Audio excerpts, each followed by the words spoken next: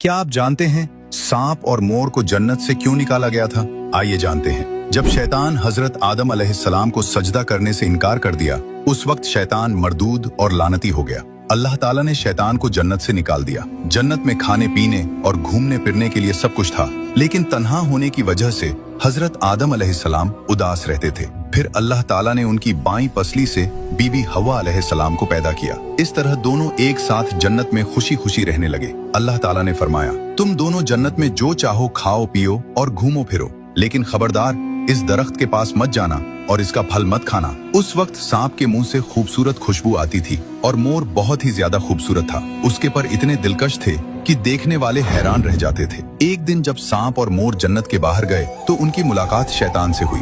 शैतान ने कहा, मुझे भी अपने साथ जन्नत में ले चलो। उन्होंने मना कर दिया और कहा, हम अल्लाह ताला के खौफ से तुम्हें जन्नत में नहीं ले जा सकते। लेकिन शैतान ने दोस्ती का वास्ता दिया। तब सांप ने शैतान को मशवरा दिया, तुम सांप की शक्ल इख्तियार कर लो, फिर मोर तुम्हें निगल लेगा और जन्नत के अंदर ले जाएगा। शैतान फौरन सांप की शक्ल में बदल गया और मोर ने उसे निगल लिया। इस तरह शैतान जन्नत में दाखिल हो गया। जन्नत में जाकर शैतान ने बीबी हवा को बहकाया और कहा, अल्लाह ने तुम्हें इस दरख्त का फल इसलिए मना किया है, कहीं तुम इसे खाकर फरिश्ता न बन जाओ और हमेशा जन्नत में न रहने लगो। बीबी हवा शैतान के बहकावे में आ गई और उस दरख्त का फल खा लिया। फिर उन्होंने हजरत आदम अलैहिस्सलाम को भी दे दिया। जैसे ही दोनों ने फल खाया, उनका जन्नती लिबास उतर गया। तब अल्लाह ताला ने फरमाया, क्या मैंने तुम दोनों को इस दरख्त के पास जाने और इसका फल खाने से मना नहीं किया था? फिर अल्लाह ताला ने हजरत आदम अलैहिस्सलाम और बीबी हवा को जन्नत से निकालकर जमीन पर भेज दिया। और क्योंकि मोर और सांप ने शैतान की मदद की थी,